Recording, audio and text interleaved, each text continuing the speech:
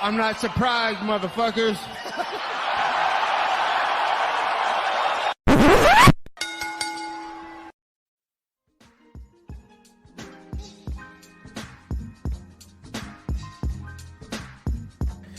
What is up, ladies and gentlemen? Welcome back to the Courtside Soundoff podcast. Once again, I'm Josh Evanoff. As always, welcome by myself. Yes, it's a bit of a different edition of the pod this week. Due to scheduling stuff, Angel could not make it. So this pod's going to be a little bit different.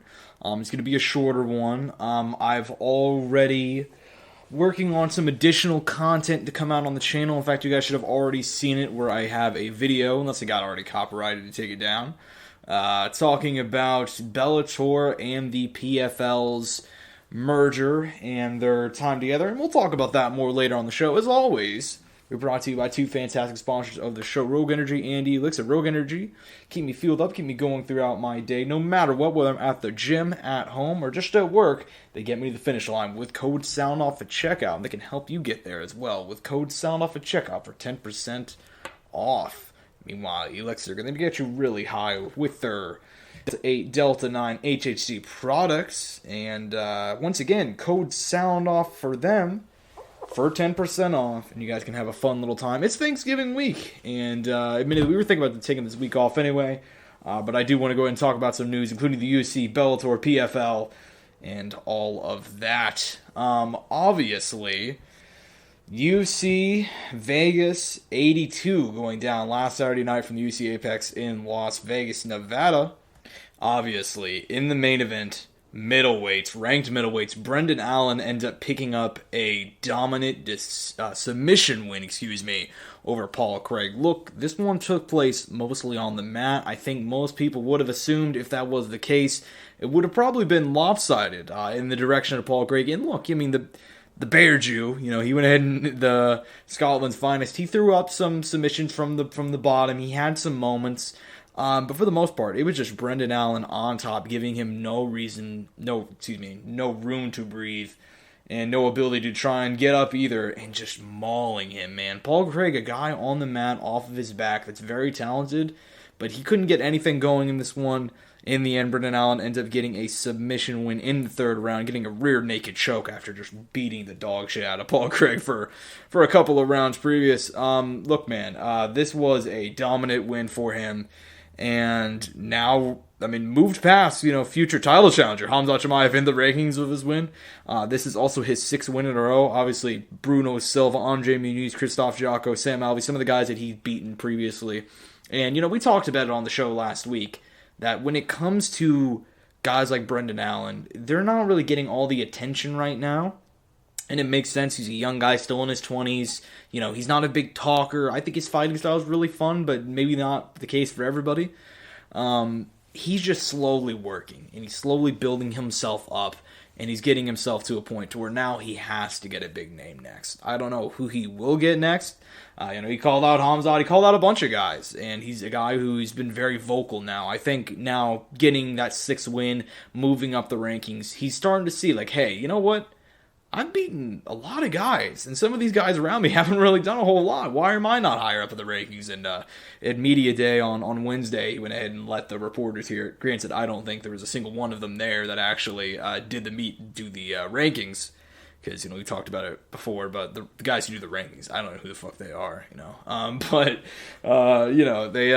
they do exist, apparently. Look, man, this was just a dominant win for Brendan Allen.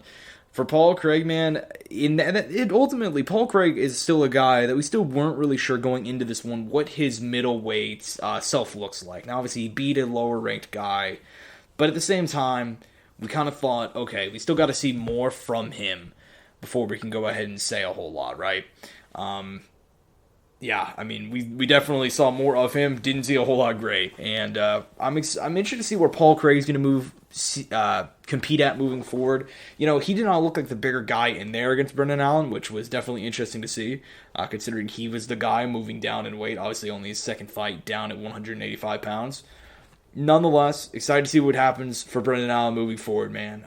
6 wins in a row. Like I said on Twitter, they gotta give him a big name. It would just be, it's a crime that he's had to, keep on working and keep on fighting these lower or even unranked guys to to where now, number six wins in a row, finally getting a ranked guy, now getting a main event. Let's keep the momentum rolling, man. We'll see what happens next for him. Co-main event. This one was a standard affair. Michael Morales picking up a unanimous decision win over Jake Matthews, 30-27, 29-28, 29-28 being the scorecards. Look, man, I don't have a whole lot to say about this one. This is a co-main event that, like I said, going into this card, that I don't want to say I wasn't very excited for, but for Michael Morales, this is a showcase fight for him. And he didn't exactly showcase a whole lot. I mean, he looked fine, I guess, and so did Jake Matthews. Obviously, Michael Morales is the guy he was able to get off quicker. He was able to land the more impactful shots, was able to be more efficient in there, and ends up picking the decision win. Not a whole lot to say about this one, ultimately. I mean, he was the cleaner guy, and he kind of did what we expected him to do whenever we previewed the fight on the pod last week. And still a young guy, still moving up. We'll see what he does moving forward, but to pick up a win over a guy like Jake Matthews, that's not for nothing. I mean, I said this is kind of a showcase and he didn't really live up to it. He didn't really live up to it in points of getting a dominant, impactful victory that we're going to be discussing for a while. He did go ahead and show up in terms of showcasing his skills and being able to outstrike and outwork a guy like Jake Matthews, who's been in the UFC for like a decade now. I mean, that's not worth nothing. So Michael Morales, a big win for him. But admittedly, I really want to discuss these prelims more than anything else. Specifically, I want to talk about Chase Hooper and Jordan Leavitt. This is the fight that it's going to sound a little bit, nerdy, I guess, but this is one of my most excited fights on this card. Chase Hooper, the dream, who has slowly just been improving. I mean, I know that whenever he got signed to the UFC, people were talking shit on him, and I get it, but he's now 24 years old. He's no longer a teenager, and he's been slowly improving and slowly just getting better each and each week. Each and each time he goes out there, right? Most of which are in the Apex. He's one of these Apex highlights, right? I mean, he's not fought outside of the Apex in over 2 years. June of 2021 was his last time that he fought outside the Apex. So Chase Hooper, they're giving him these sort of interesting stylistic matchups to where he's not going to get too fucked up even if he loses. And a guy like Jordan Leavitt has gotten some knockout victories, but let's be honest, this fight was going to take place on the mat. On the mat, I thought it was going to be competitive. Instead, it was just one-way traffic. The dream. Chase Hooper, the former teenage sensation, getting a first-round submission win over Jordan Leavitt. Jordan Leavitt, who said, there was a question if he was even going to fight during the week because his wife was set to give birth. In the end, he ends up making the walk, but was not out in that cage for long. Ends up being 2 minutes 58 seconds for him to go ahead and get the win. It was a big win for Chase Hooper. It's not exactly one that's gonna, fly him up the ranks or anything like that, but at the same time, 3 wins in his last 4, the one loss being to a guy in Steve Garcia who hits very hard, is a veteran of the game, and has had some very big performances in his own right as of late. You gotta love what you've seen out of Chase Hooper, man. I mean, I know there were a lot of questions for a long time from a lot of different people in terms of his development because he came to the UFC so young, and that makes a lot of sense, but very, very happy to see him improving. And for a guy like Jordan Leavitt, he'll be back. We love Jordan Leavitt here. I mean, we talked about it. I mean, he's one of the more entertaining personalities in the UFC, the Monkey King. Even if you don't like him, even if you don't like all of his antics, all the stuff he's done, he's still very entertaining. And sucked to see him get dominated like that, but it is what it is. In terms of the main card, in terms of other fights I want to talk about, dude, Amanda Ribas. I mean, are you fucking kidding me? Amanda Ribas taking on Luana Pinheiro on the main card. It was competitive early, but that third round, Amanda Ribas, for lack of a better term, beat the dog shit out of Luana Pinheiro, man. Ends up landing a spinning wheel kick. Just boom, right on the money. Couldn't be cleaner. Ends up getting the TKO win.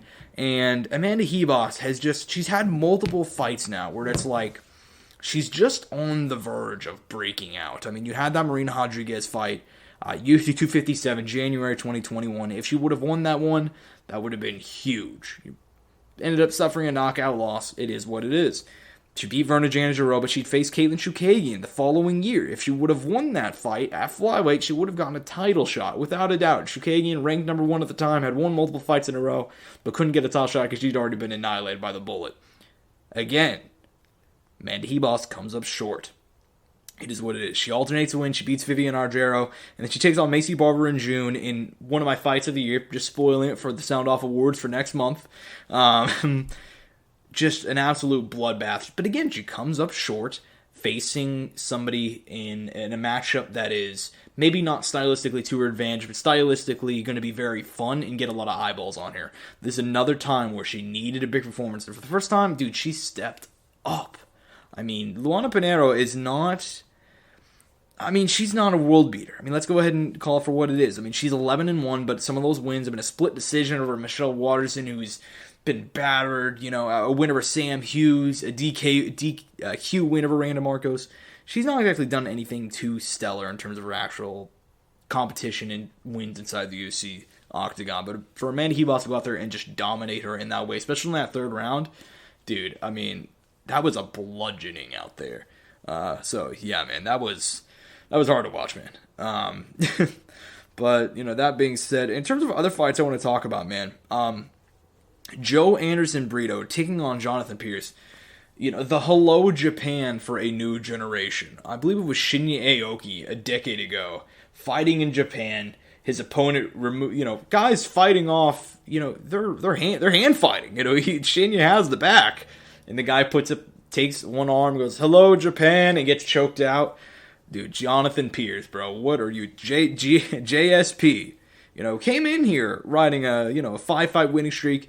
We've kind of talked about him in the past as a guy who's kind of improved and done a lot better than a lot of people expected him to do.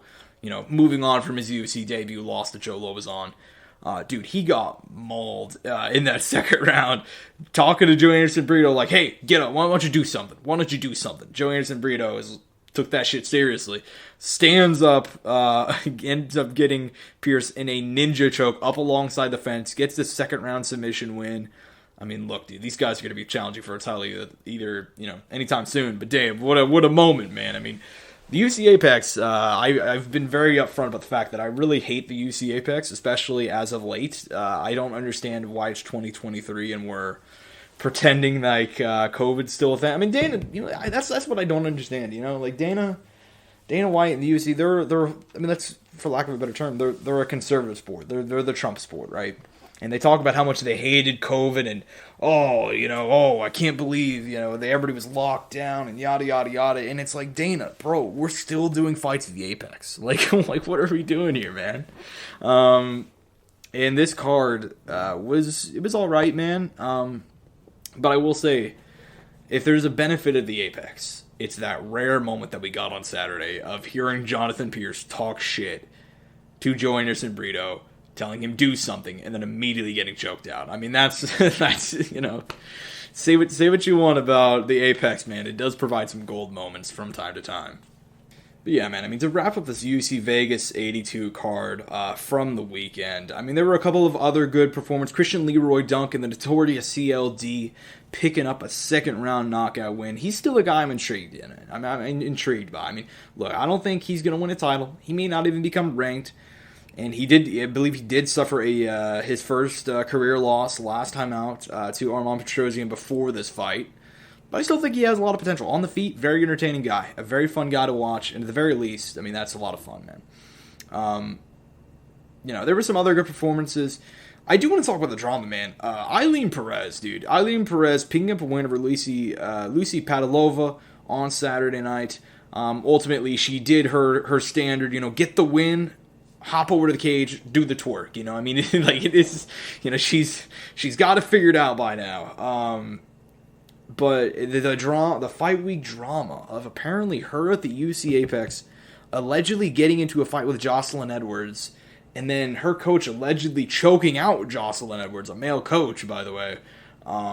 Just pure craziness. And I do wonder at a certain point, like, does the UFC want this to happen? I mean, like, after a certain point, if somebody who's, like, followed MMA for so long, we get this fight week drama every once in a while of, like, people at the Apex or people at the fighter hotels getting into fights and shit. And it's just like, why wouldn't they just, keep them outside, Like, why don't they just book different rooms? Or Jocelyn Edwards and apparently Eileen Perez had this beef going into fight week, so why would you not separate them or have people around to not have that being a thing? I mean, this is not the first time the UC Apex/PI has had this issue. I mean, we had Mike Jackson and Jake Shields get into it that one time earlier this year, which, Jake Shields is being, facing charges now. We had the Paulo Costa, Hamza Chimaev incident, I believe, last year. I mean, look, the UCPI, the UC Apex, they have the money to afford security, so it's just interesting that this shit just happens every once in a while. But yeah, I mean, in regards to the rest of this UC Vegas 82 card, man, I mean, overall, it was a fun night of fights. I mean, it wasn't anything too crazy. And obviously, there is no UFC this week. I mean, they're taking a week off. They're coming back in Austin. Recently, actually, by the way, Dan Hooker pulling out of his fight with Bobby Green for that night. So yeah, that's going to be interesting, and hopefully they find a replacement. As of recording, they have not.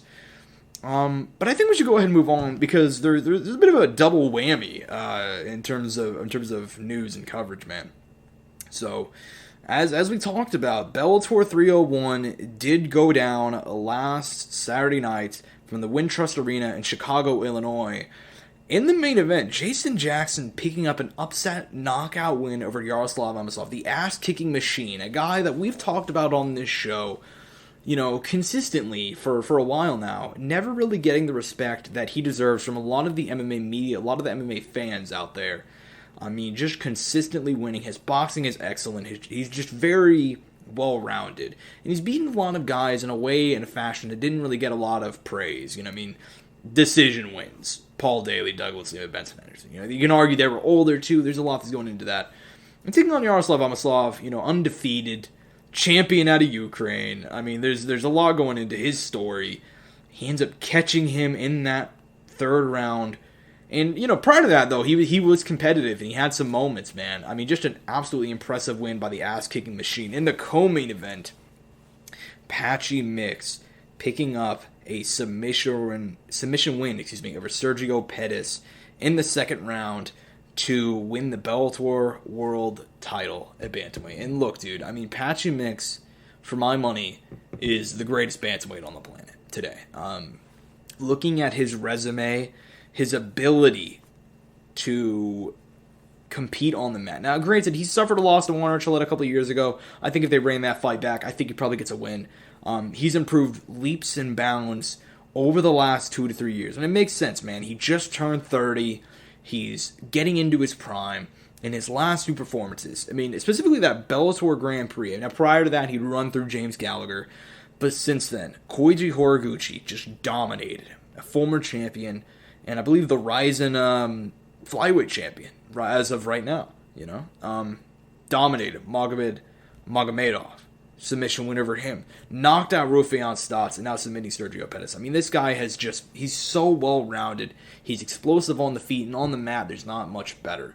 Like I said, for my money, Patchy Mix is arguably the greatest bantamweight on the planet walking today. But, I mean, in terms of the rest of the card, too, I mean, Rufián Stotts picking up a win over Danny Sabatello. Second win over Danny Sabatello. We'll see if they run that one, if they have a trilogy some point down the line. AJ McKee picking up a win over Sydney Outlaw, one of their homegrown stars, the Mercenary, picking up a win, getting back on the right track. Alexander Shabley picking up a win over Patricky Pitbull. In terms of the stuff on the undercard, Sumiko Inabata suffering a loss. That, I've hyped her up for a little bit. It's a bit on me. But, suffering a loss to Denise Keelholtz. But that was still a competitive fight, man. Bellator 301 was a card that was very fun. And honestly, fun. This is a fun fact. Bellator 301 was technically Bellator 300 because they had canceled one of their tournament cards way back in the day. So technically, Bellator 301 was Bellator 300, and it was a phenomenal card. And it looked like, for a couple of days, it was going to be the last Bellator card, period. Obviously, we've known for the majority of this year that there were talks going on with Bellator in the PFL. That goes without saying. I'm sure we talked about it a lot on this exact podcast. mainly because Showtime and Viacom were looking to get out of the combat sports business. Al Heyman and Premier Boxing Champions, they're probably going to end up landing on Amazon from what I'm hearing. But with Bellator, it was very much unanswered. There was very much a lot of open questions. Where are they going to go? Well, we don't really know where they're going to go in terms of a provider. We know now who owns them. Bellator was sold for around $100 million from Viacom to the PFL, and the PFL now owns them. Viacom retained a minority share in the promotion, from my understanding. I don't know how much, not enough to influence a whole lot. But yeah, PFL basically getting a steal. In terms of moving forward, Scott Coker, guys like that, are they going to remain with the company? It's up in the air. I mean, according to what Don Davis said on the MMA Hour with Ariel Helwani, it's looking like we don't really know, but he did offer them, the chance to come over to the PFL if they want to choose to remain in their roles. In terms of what's going to happen, Bellator and the PFL, PFL now owns Bellator, but they're not merging, at least not yet. In terms of moving forward, PFL, they're doing some interesting things. I'm still not sure how I feel about it, but they have the PFL. Okay, this is very confusing to some people, right? They have PFL, they have Bellator, 2 separate leagues. They have the PFL Europe series, and they have the PFL Challenger series. They also have PFL pay-per-views, the pay-per-view series, right? So that sounds like it's a lot to kind of take in. It's pretty simple for me, honestly, because they're overdoing the quote-unquote leagues, right? Bellator and PFL are essentially going to be normal. The pay-per-view Super Fight League, or whatever it's called, isn't a real league, as much as it's just fighters who don't want to fight in Bellator, but want to fight for PFL and want to fight on pay-per-view. So that's going to be your Ngannous, your Jake Pauls, your Kayla Harrisons, your bigger stars, right? PFL Europe is just going to be guys like Cedric Doumbé. They're going to hold Europe-centric events out there. They're going to fight in France. They're going to fight all across Europe. It's pretty simple, right? The Challenger Series is literally just Dana White's Contender Series. So there you go. Not really a series, not really a league. It's really just PFL and Bellator. I know that Don Davis in a lot of their promotional material has done a terrible job explaining that. But yeah, essentially it's just PFL and Bellator. We're back to normal, right? Except PFL now owns Bellator. So essentially they could fold it into PFL, but from what they've said, their plan is to run the 2 brands separately. Bellator is going to be primarily overseas because they do have a lot of pull in places like Ireland in terms of France. I know they've gone there multiple times over the last couple of years and built great inroads there. So that's essentially their plan for Bellator. In terms of the PFL, things are essentially going to keep on moving as business as usual. I mean, they're hoping for Ngannou and Jake Paul to make their debuts next year. They're going to keep on doing the tournament format, which I fucking hate. Because, I mean, look, I not the tournament. I think a tournament format is fine. I hate their season format. I think the season for the PFL is what's going to tank the company long term. Now, I did a whole YouTube video. I did a whole 10-minute YouTube video on our channel where I kind of talk about why the UFC should kind of be afraid of this move. And that's kind of, it's all folds into one, with the antitrust lawsuit, with the fact that Saudi Arabia isn't, working alongside with the PFL. It's not just one thing or the other. It's more or less multiple things going kind of wrapped up into one. But in regards to, this deal, man, it's very interesting. It's very interesting in terms of how they're going to challenge the UFC. And there's still a lot of questions left to be answered. In terms of what we know that they plan to do a PFL versus Bellator card early next year. February is what we're hearing, man. But not really confirmed. And obviously that would depend on how the championship event goes, which I'll be previewing in a couple of minutes. So yeah, but in regards to this sale, I mean, it's a wait and see. I mean, for lack of a better term, it's a wait and see. It's going to be interesting, man. It's going to be very, very interesting, mainly because of the fact that, like I said, Saudi Arabia is pouring a lot of money into the PFL. Now, Saudi Arabia is working with the UFC. They are going to bring a fight night event there, I believe in March. But that's a one-off. I don't think they have any as heavy ties to the UFC as they do with the PFL. Obviously, they poured $100 million into it. They said that they're going to underwrite the pay-per-view events, which is largely why you're hearing about, whenever Francis Ngannou first went there, we were hearing about, like, will he fight JDS, or will he fight, like, this older name, or this washed guy, or this guy who's not a big draw, so on and so forth, right? And now we're talking about legitimate fights, like, he may fight Deontay Wilder in MMA. He may do a mixed rules thing.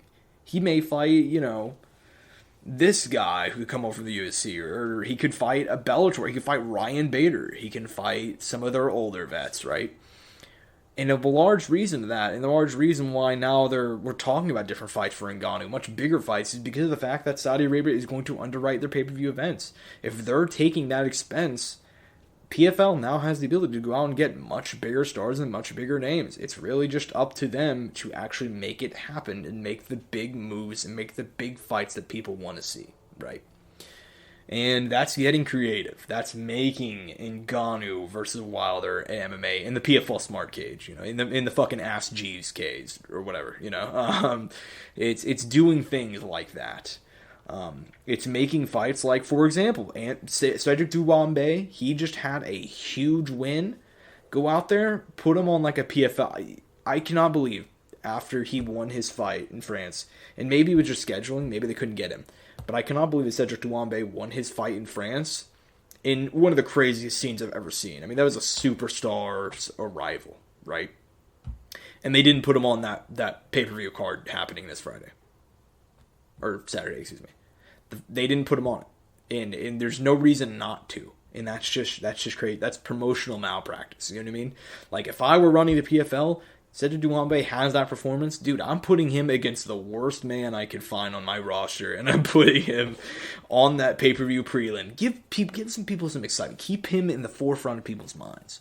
And then, hey, maybe you put Anthony Pettis on the same card. Now, granted, Pettis is fighting in karate combat, so he's maybe not the best example, but like an older name, a Jeremy Stevens, a guy, there's different opportunities, right? Different fights they can do. And then, hey, shit, you're building to Cedric Doumbé versus Jeremy Stevens or Anthony Pettis with a big win. They could fight on a pay-per-view. They could put him in on a main card or whatever.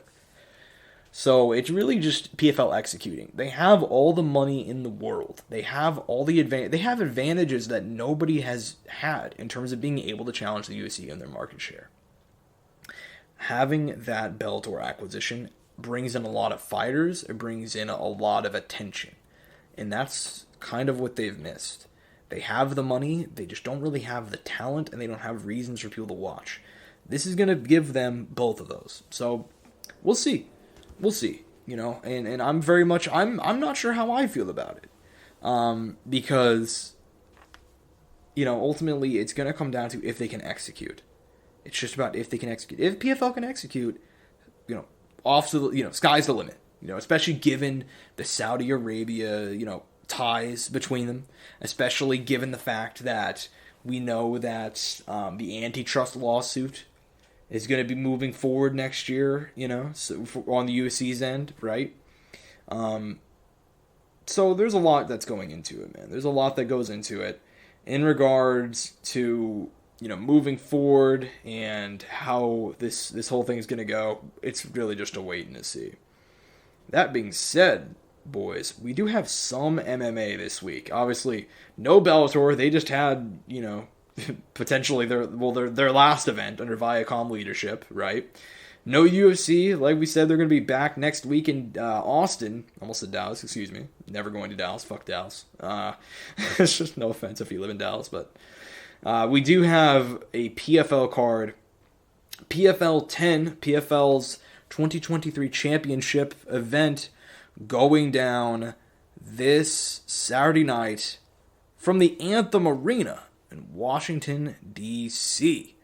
Look, man, I mean, in terms of fights that I'm excited for, and we generally don't preview the PFL on this show. I think, obviously, due to the deal, we're going to have to talk about the PFL way more. Just by virtue of the fact that, hey, there's going to be less Bellator events next year.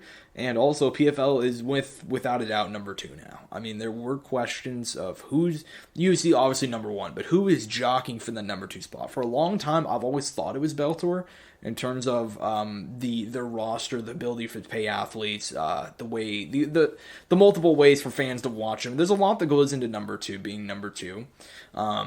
But now I think it's the PFL. On ESPN, they have that roster. And, I mean, Bellator, they're going to be a brand, but they're owned by the PFL. So, I mean, that's, transitive success, bro. They gotta, Bellator's success is now the PFL success, and vice versa. So, one championship, and we're not going to get into one championship. I don't see a point, because I think that's a conversation I think maybe I want to save with for whenever Angel is back next week on the show. But one championship's not doing too great either.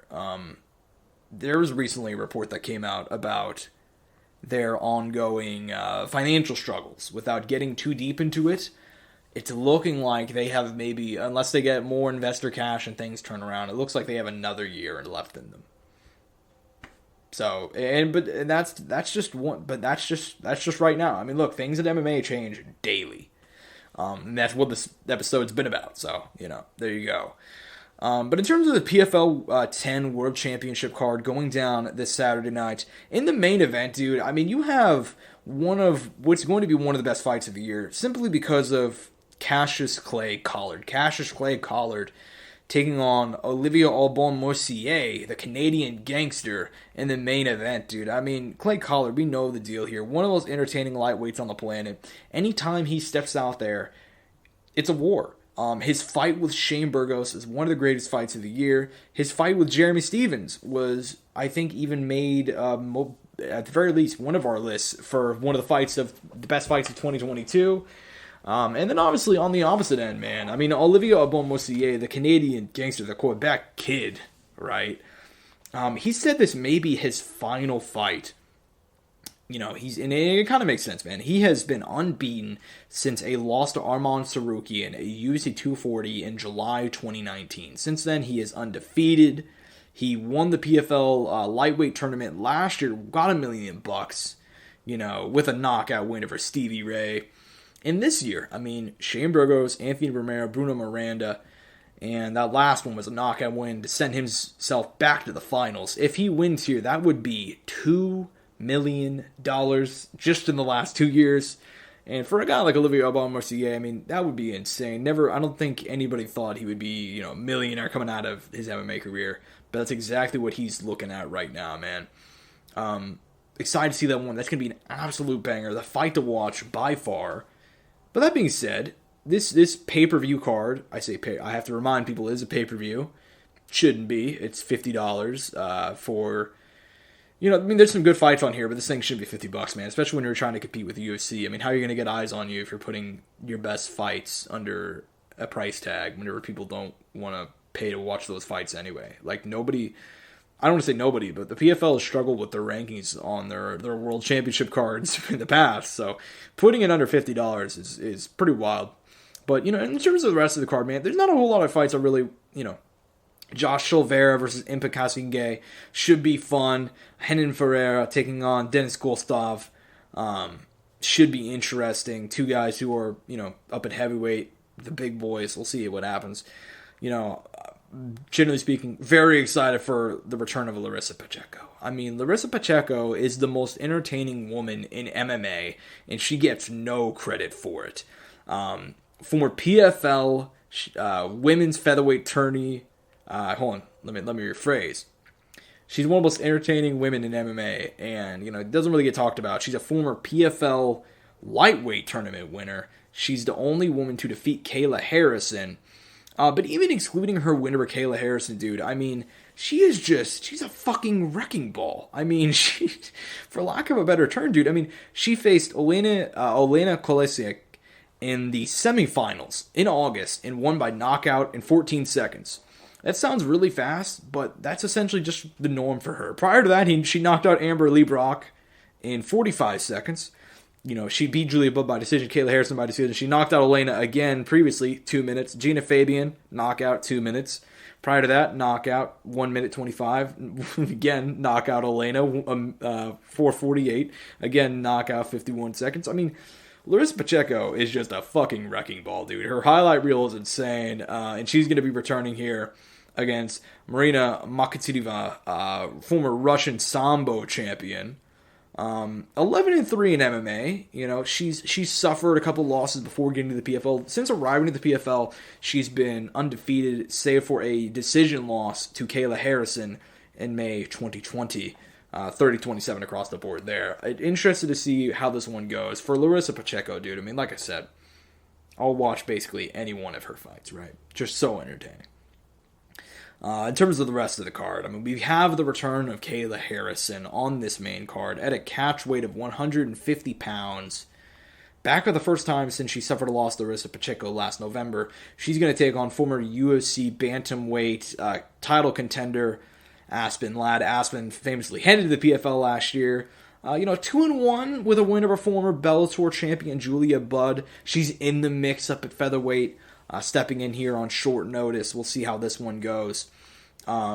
Excited to see the return of Kayla Harrison. I understand that people have always said, Can Crusher, she's not very good, She's world class. I understand that she has not faced incredible competition. This is probably going to be her best win if she does get past Aspen Ladd. But I mean, she's 15-1, and her one loss she got to Larissa Pacheco. That's nothing to sneeze at, especially considering the fact that she had dominated her 2 times previous. But that's not the only showcase fight on the card. Also, another showcase fight: Ray Cooper III taking on Derek Brunson up at middleweight. Ray Cooper, formerly, a welterweight tournament winner, right? Season winner, and going to be stepping up to middleweight for this one. Derek Brunson headed to the PFL out of nowhere. He was released from the UFC earlier this year. He will now look to win $1 million next year, but before he can do that, he does have this fight with Ray Cooper. Look, I mean, this PFL World Championship card, is it worth $50? No. That's it. I don't have any saving grace. I don't really have anything to really add beyond that. It's not worth that price tag. But hey, you know what? If you're sitting at home, you have nothing else to do, you're just starved for some MMA, I would get it. I completely understand. So, I'm gonna watch this card. I would recommend the fans do as well. Because there are some good fights. I mean, don't get me wrong. Like I said, it's not incredible. It's not a stellar card or anything, but it should be a fair bit of fun. In terms of news, there's honestly not a whole lot for us to discuss, or at least for me to discuss today. I mean, in terms of some of the stuff that's happened this last week in MMA, I'd say the biggest thing that's happened has been more fallout from UFC 295. Tom Aspinall has been making a lot of headlines. Tom Aspinall came out, this week and said that Jon Jones should be stripped of the UFC heavyweight title. He was a guy that, Tom Aspinall said that he really wants that fight with Jones. He really wants to fight Stipe. And he said that it's about time to let him move on and to continue his career. And I agree with him. I mean, without getting too much into it, I'm fully on the side of Tom Aspinall. I think it's insane that there's not even a conversation about stripping John of the UFC's heavyweight title. You have a great division full of young guys like Tom Aspinall who are ready and willing to go out there and put on a show. And they're just not getting the chance and the opportunity to. So I hope that they go ahead and I think they should strip Jon Jones, But in terms of news, that's literally the only thing that's the only major thing that's happened. Obviously, it's Thanksgiving week. I hope you guys enjoy your time. Yeah, I mean, not a whole lot to say, man. I did watch. There's a fun thing I meant to bring up a couple of weeks ago. I forgot to. I have to bring it up because I watched it earlier this morning. James Toney and Donovan Razor Ruddock fighting under Triller Fight Club. Triller Fight Club, fell off the face of the planet after a 72-year-old Evander Holyfield got knocked out by Vitor Belfort, right? They showed up the night of UFC 295. I barely heard anything about this, right? And it was a damn near two 60-year-olds fighting, Donovan Razor Ruddock and James Toney. I watched the highlights, man, and I'll give credit. I mean, they gave it their all, but just a horrifying sight, dude. I mean, Jesus Christ. These dudes are almost, I think Razor Ruddock is 59 and James Toney lights out is, I want to say 56 off the top of my head. right? I mean, two legends, two former heavyweight champions, and it was just, that was rough to see. So I recently saw that was uploaded, and that went down recently as well. So I meant to go ahead and talk about that, but yeah, dude, I mean, Triller Fight Club back with a vengeance, based on that fight. Yeah, I mean, not a whole lot to say. Outside of that, I said this is going to be a shorter pod. I did say that heading into this one, so this is basically all I got for me. I hope you guys enjoyed the YouTube video that I put out earlier this week, the Bellator PFL, kind of talking about the impact of the sale. You know, I've always talked about doing something like that, doing something more unique, more short form videos, at least compared to the podcast that we have been doing, and that's what I plan to do moving forward, at least whenever the moment calls for it. If it's something that's intriguing to me, that's what I plan to do, and I hope you guys enjoyed, because I put a lot of effort in that thing, a lot of work into that. I hope you guys enjoyed the podcast as well. Again, it's just me, but I hope you guys enjoyed. I went ahead and gave it my all, and again, there's not a whole lot to discuss this week. No UFC, no Bellator, a kind of light PFL card, more or less just talking about the news, and staying consistent. You know, that's the biggest thing. We want to stay consistent. We want to have uploads coming weekly, every Friday night. Every Friday night was the goal whenever we started this podcast. We've been able to maintain it for a couple of years now. We're not stopping now, baby. So, you know, hope you guys enjoyed this one. Hope you guys enjoy the time off, hopefully from work. You guys can go Black Friday shopping, all that fun shit. I won't, you know, MMA does not stop, so I do have to work, but hope you guys got to enjoy it, and hope you guys enjoy this podcast in general. I'm at Josh Evanoff on Twitter. Angel will be back next week. He's at Angel Ortega _01 on X/Twitter, at Courtside Soundoff for all things relating to the podcast on X and Twitter. And we also have accounts on TikTok, Instagram, anywhere you can find us, anywhere you can think of to find us. We're more than likely there. And shout out to our sponsors one final time, Rogue Energy and ELYXR. Code SOUNDOFF at checkout for 10% off. Again, that's code SOUNDOFF at checkout for 10% off. Hope you guys enjoyed the pod this week. Know it's a shorter one, but hope you guys enjoyed. Peace and butt grease. Mouse click.